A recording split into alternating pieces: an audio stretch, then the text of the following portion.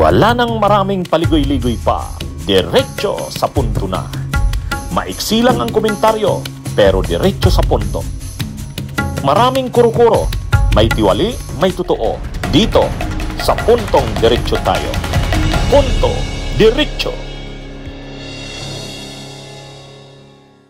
Pinaghahanda na ang CIDG ni PNP Chief General Nartatis tungkol saan? Nag-aresto sa mga akusado doon sa missing Sabongeros. Kasi maglalabas na ng resolution ng DOJ. Pag naglabas ng resolution ng DOJ na i-file ka agad yan sa korte, maglalabas ka agad ng warrant of arrest. So, posibleng magkaroon ka agad ng arestuhan yan. So, dapat maghanda ang CIDG. Samantala, balikan natin si Jel Parosa. Jel. Kuya Jel, inalerto na ni Acting PNP Chief, Lieutenant General Jose Melencio Nartatis Jr., ang Criminal Investigation and Detection Group sakaling maglabas ng warrant of arrest sa korte kaugnay ng kaso ng mga nawawalang sabongero. Ay kinartates, handang pambansang pulisya, ipatupad naman ang utos ng hukuman. Ginawa ng Acting Chief ang pahayag ng inanunsyo ng Department of Justice na naisumiti na ang murder of kidnapping with serious illegal detention complete laban sa ilang individual na dawit umano sa insidente. Bukod sa ATD, tinatasan ng Acting Chief ang mga local police sa Magendari sa pagpapatupad ng maaring warrant. Dito lamang si Siyempre, inanunsyo ng PNP na nagsabit na ito ng dagdag pang ebidensya para sa nilulutong asunto sa ilang individual kabilang ng negosyante si Charlie Atong Anga. Hinimok din ni Nartatis ang publiko na maging kalmado at hayaan gumulong ang legal na proseso. Pinaghahanda na ng Philippine National Police o PNP ang Criminal Investigation and Detection Group o CIDG sakaling maglabas na ng warrant of arrest ang Korte Suprema laban sa mga sangkot sa kaso ng mga nawawalang sabongero. Ito ay batay sa utos ni PNP Acting Chief of Police Lieutenant General Jose Melencio Nartatis Jr. upang handa ang hanay sakaling kailanganin na nilang arestuhin ang mga ito. Bukod sa CIDG, pinaghahanda na rin ni Nartatis ang mga lokal na pulisya sa posibleng pagpapatupad ng warrant. Kasunod ito ng anunsyo ng Department of Justice o DOJ na naisumite na nila ang mga reklamong murder at kidnapping with serious illegal detention laban sa ilang individual na may kinalaman sa kaso. Kaugnay nito ay handa umanong sundin ng PNP ang anumang ipag-uutos ng korte at ipauubaya ang paggulong ng prosesong legal.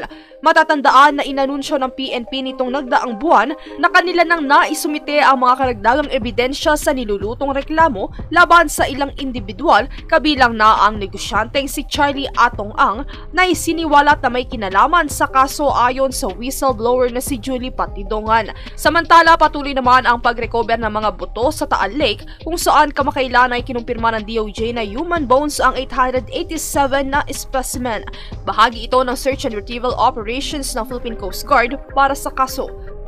Sa iba pang balita, pinaghahandaan na ni PNP Acting Chief Lieutenant General Jose Melencio Nartatis Jr. ang CIDG at mga lokal na mga pulis sakaling maglabas na ng arrest warrant laban sa mga akusado sa kaso ng mga nawawalang sabongero.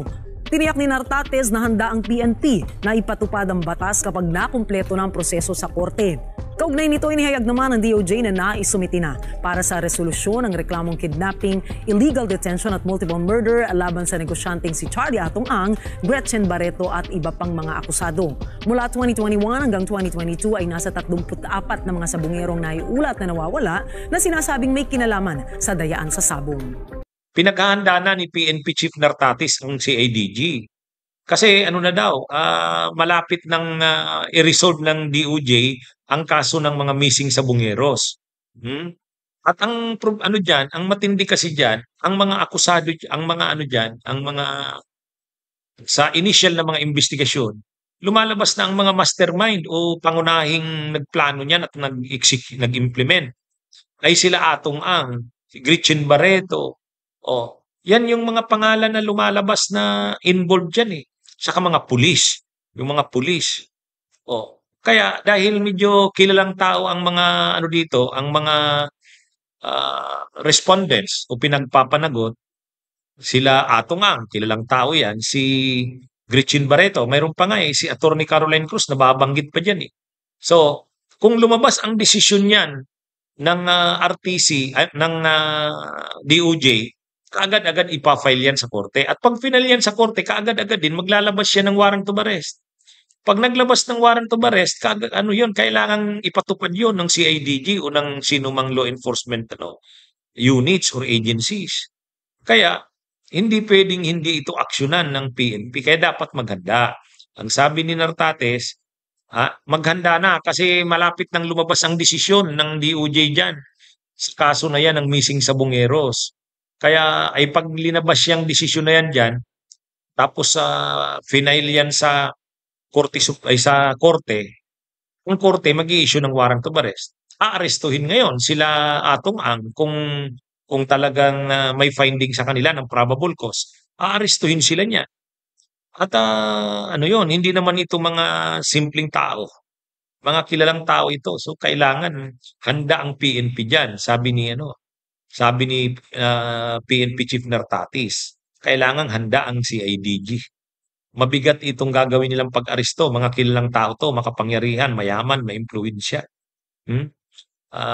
Hindi ito pwedeng basta yung normal na pag-aresto lang. Anyway, yan mga kabunyog, mga kabayan, ang ang isang balita na parang malapit ng masampahan ng mga kaso sa korte na mismo Kasi dati sinampahan ng criminal complaint, reklamo sa DOJ. Kaya nagano ang DOJ, preliminary investigation. Pero ngayon malapit nang i-resolve yung investigasyon. May sala ba talaga ang mga itong sila Atong Ang, sila Gretchen Barreto, involved ba talaga? Kung involved sila diyan, may probable cause, may issuehan sila ng warrant of arrest. No bail yan, non-bailable yan. Kaya medyo mabigat ang hamon na ito sa PNP. Bunyog, bunyog, halikan na kasama ka. Bunyog, kapag buklod ay may pag-asa. Luzon, Visayas, Mindanao, isa ang pananaw. Sa bagong Pilipinas ang bunyog isisigaw.